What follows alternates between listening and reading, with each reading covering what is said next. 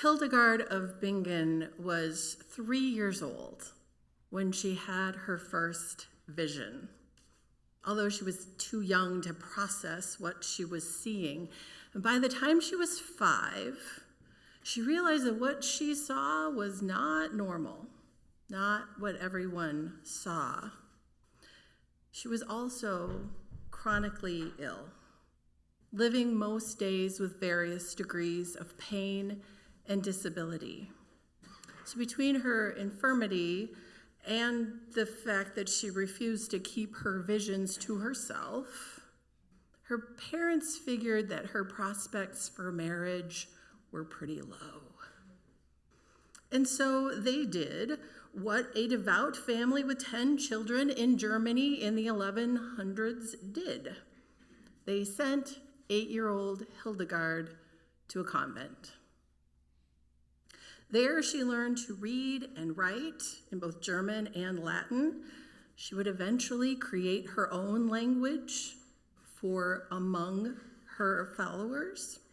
She studied plant medicine and music, and she continued to have visions from God.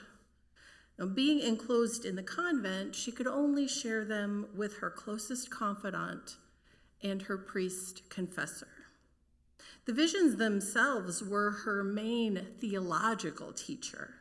She saw God as a living light within all things, and she saw her soul connected to all souls. This was that great and fiery force that we sang about earlier, which she knew to ensoul all of life.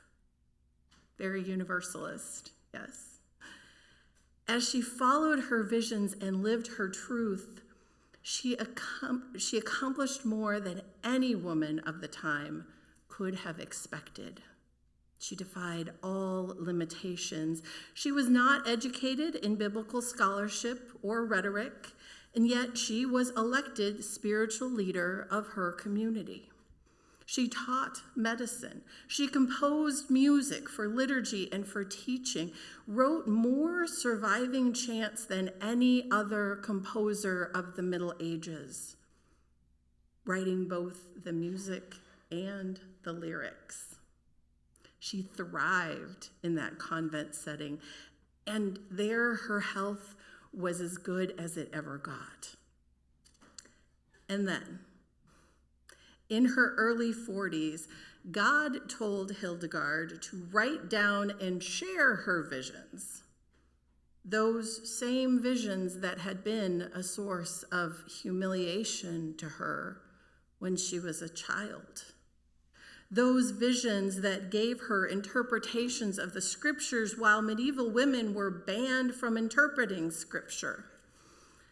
In her own words, "But I, though I saw and heard these things, refused to write for a long time through doubt and bad opinion and the diversity of human words, not with stubbornness, but in the exercise of humility, until, laid low by the scourge of God, I fell upon a bed of sickness.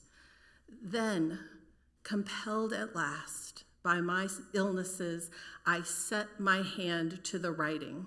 While I was doing it, I sensed, as I mentioned before, a deep profundity of spiritual and scriptural exposition. And raising myself from the illness by the strength I received, I brought this work to a close, though just barely, in 10 years.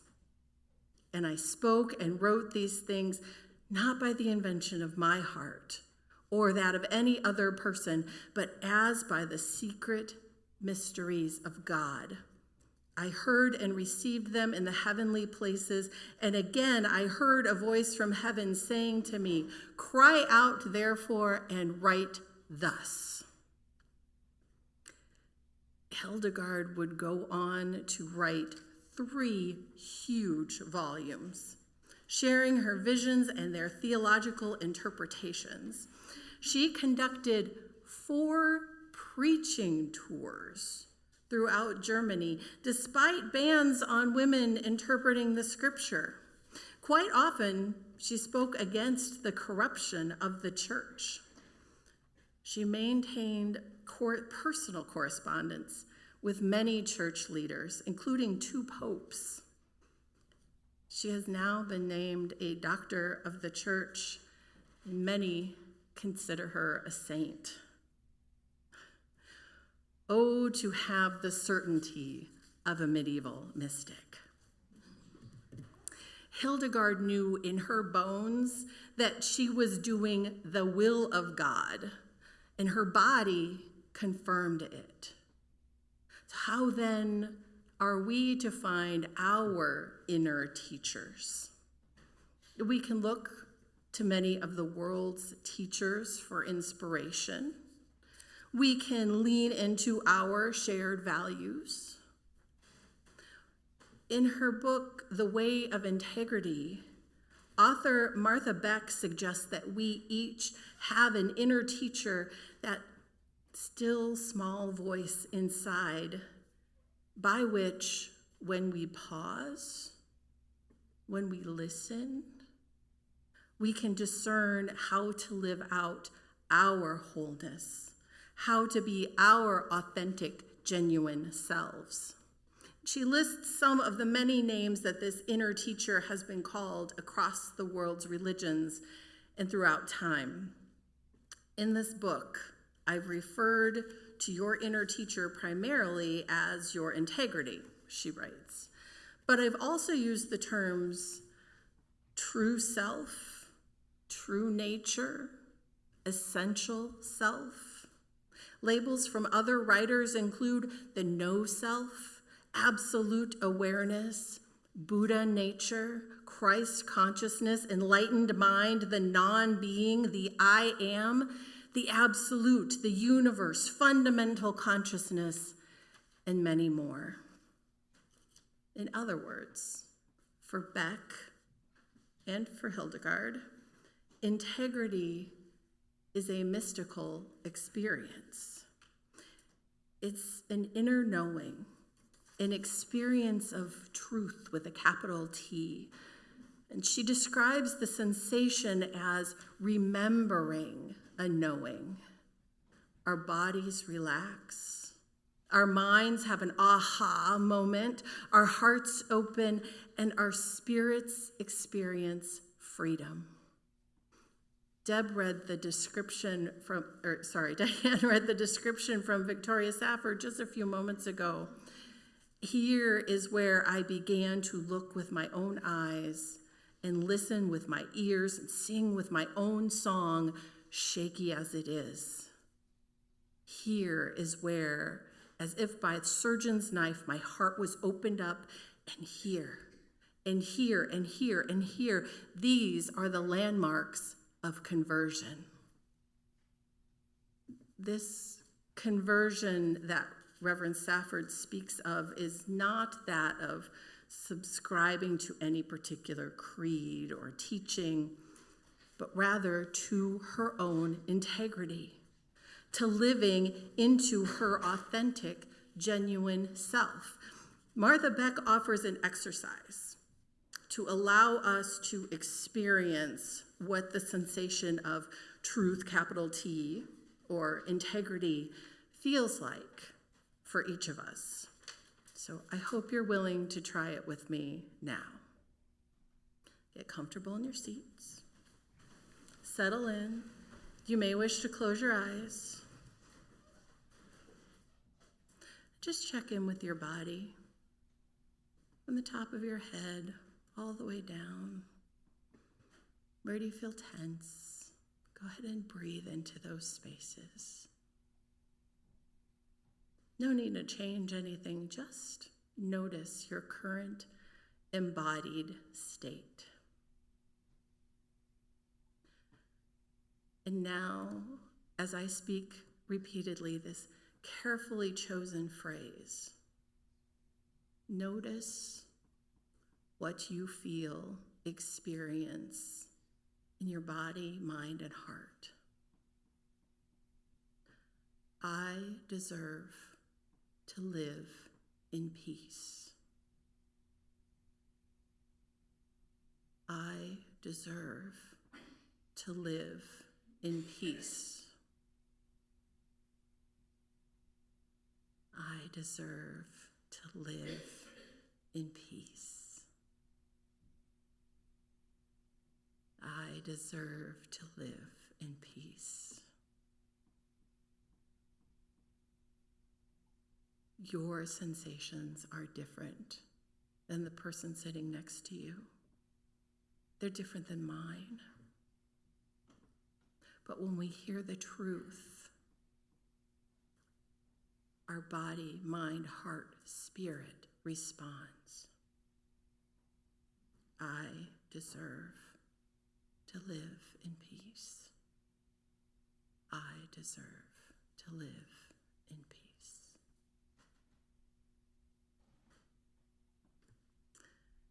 Welcome back. So I suppose now is as good a time as any to talk about fear, because fear tends to come up when we consider doing something that we haven't done before, that we feel is right and we are called to do, but we're not ready. Are we? Are we? Now, fear, of course, has a true purpose, an evolutionary purpose to keep us safe. Fear tells us to be quiet and investigate further. Fear encourages us to ask more questions and seek to understand our situation more fully. Often we fear the unknown or the future. And sometimes we fear for our place in society or in community. Heads up, pay attention. That's fear's message. But we are not meant to live in fear. We're not supposed to be ruled by fear. Fear is not the final answer in whether or not an action is the right one or the moral one. As our spiritual ancestor Ralph Waldo Emerson wrote, fear defeats more people than any other one thing in the world. One of the antidotes to fear is presence. We pause. We listen. We check in for that experience that we had earlier.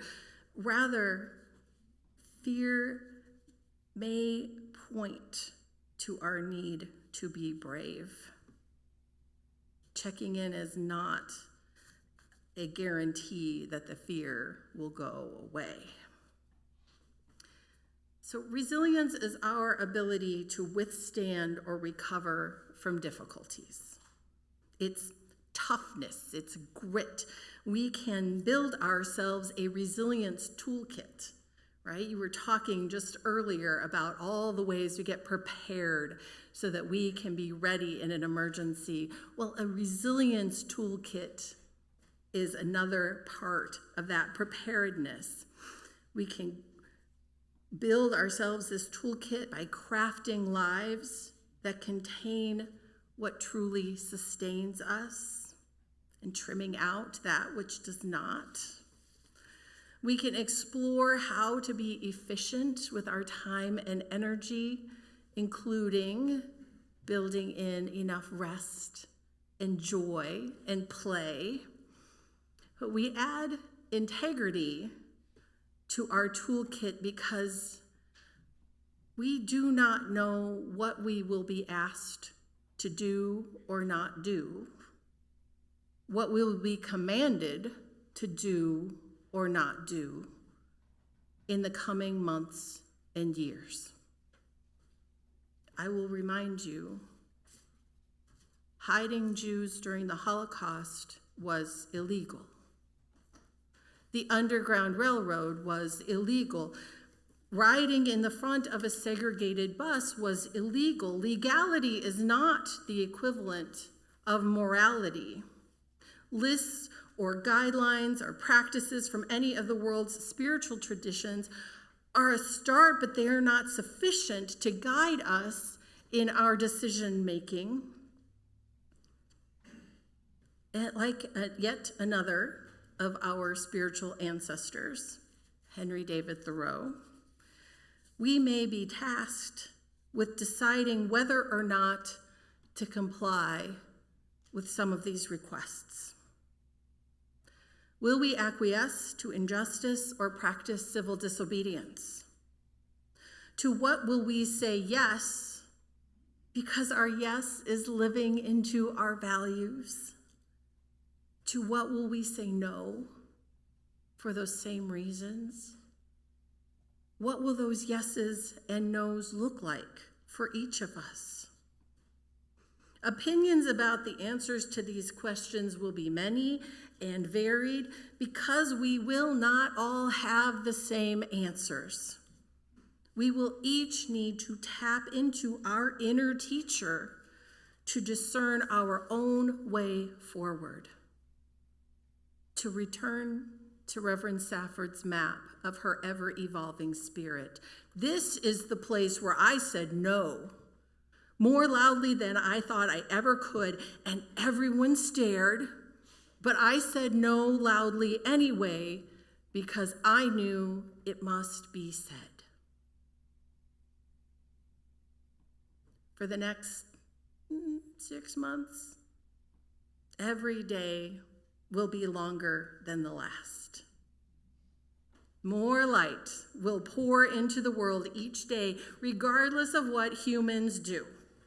And we can participate in that light, in this, as Hildegard put it, great and fiery force. We can stand in our integrity, stand up for love and life, tap into our well of inner strength, to place love at the center by living into our truth. The poet Rosemary Watola Tromer gives a call to action more profoundly than I ever could.